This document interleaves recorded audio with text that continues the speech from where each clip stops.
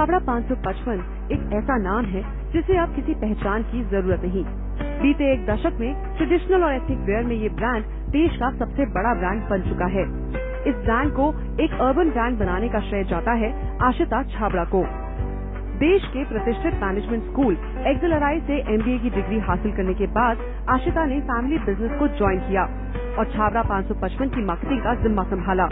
Family business join करने के बाद आशिता के सामने सबसे बड़ी चुनौती थी छाबड़ा 555 को एक अर्बन ब्रांड बनाने की। छाबड़ा 555 बेसिकली एक इंडियन वेयर कंपनी है। हम गृहिणियों के लिए सारा साड़ी, सूट, लहंगा सारा प्रोवाइड करते हैं अक्रॉस इंडिया। सो आज के दिन पे हमारे पास अप्रोक्सीमेटली 62 स्टोर्स हैं जो various parts of the country में स्प्रेड आउट हैं।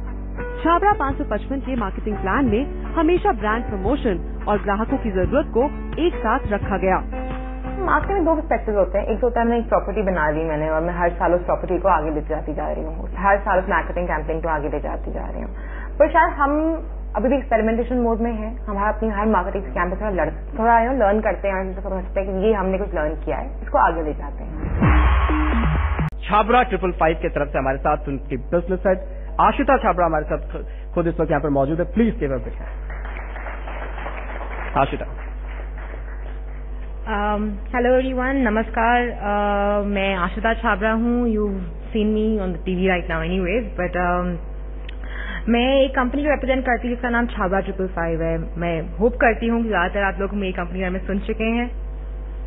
मार्केटिंग एडवर्टाइजमेंट बहुत एसेंशियल है, as Piyush was saying right now, extremely essential for any business. उससे भी ज्यादा एसेंशियल है कि हम उसे एक पर्सपेक्टिव में रखें, अपने बिजनेस के पर्सपेक्टिव में रखें। हमारा क्या लोअर कैप है उस मार्केटिंग बजट का, क्या हायर कैप है, हमें पहले आइडेंटिफाई करने की जरूरत है। ये नहीं कि हम एड हॉक जो मन में आए वो करते जाएं। A few things we learned in the way is, firstly, क्या स्टेप हमने फॉलो करे। First step was target segmentation. कौन सा टारगेट सेगमेंट है हमारा, किसको हम आइडेंटिफाई कर रहे हैं, what age group are we targeting, what is the gender we are targeting, what is the kind of income level we targeting, and accordingly you build the communication platform. That was number one. This was extremely essential. Next came to medium. What kind of medium are we targeting? Medium in the sense कि let's say अगर मेरे को magazine ही करना है, for example, magazine बहुत तरह के होते हैं। कौन से मैगजीन में एडवर्टाइज करूं? मुझे उस मैगजीन में एडवर्टाइज करने की जरूरत है जिसमें मेरा मैक्सिमम रीडरशिप है, जो मेरे दुकान पे आ सकता है, नॉट जिसमें let's say maximum readership overall है, उससे मेरे को हेल्प नहीं होता। If it's maximum male, for example, if it's let's say business times, it perhaps doesn't help me because it's not in line with let's say my TG. What's in line in my TG would perhaps let's be a magazine like Grah Shobha, which would completely link up with what my readers actually reading. So I think I first like to congratulate her. They've done an extremely good job in terms of building up a great brand. Thank you. And in ethnic wear, nobody has done that. So I have two questions for you. One, looking at ethnic wear, the target group is shifting. So it looks like that is getting a little older, it's aging. Yes. So how do you ensure that you bring in younger women who would come and still buy from you? That's one.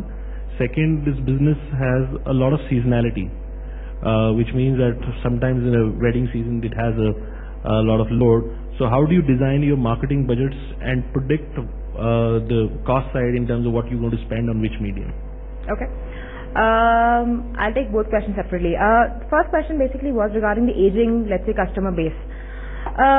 हमें ये बात बिल्कुल realise हुई over time, you know, we went out and the entire team जो जाके हमारा customer सर्वे करता है, जो देखता है कि किस तरह का प्रोडक्ट कस्टमर लाइक कर रहा है आज के दिन पे, और मैं कैसे उसे चेंज करूं। एंड वी रियलाइज कि जो यंगर कस्टमर है वो शायद हैवी कपड़े पहनना इतना पसंद नहीं करता है। The trend is changing, they prefer wearing let's say normal cotton suit, they prefer wearing a normal, and similarly with the customer surveys our product line changed. It was very hard for us. We are a traditional bridal wear segment player, and we realized हमें एक cotton line, एक normal day wear line add करने की जरूरत है अगर हमें उस कस्टमर को टैप करना है, जो हम लास्ट 2 साल से ट्राई कर रहे हैं उसे इनकॉर्पोरेट करने के लिए. अगेन उसे जरूरी है आप चेंज मूव करते रहें, अगर चेंज मूव नहीं करेंगे तो समवेयर आप पीछे रह जाएंगे. I want to ask you how you use e-marketing. You said you are looking after e-marketing, and how effective you find it?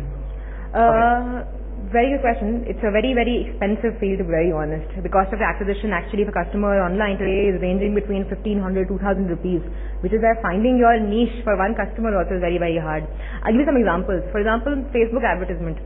जो आज इतनी लोग बात करते हैं कि Facebook ads, how many, आप सबके Facebook profiles होंगे, सब ads देखते होंगे.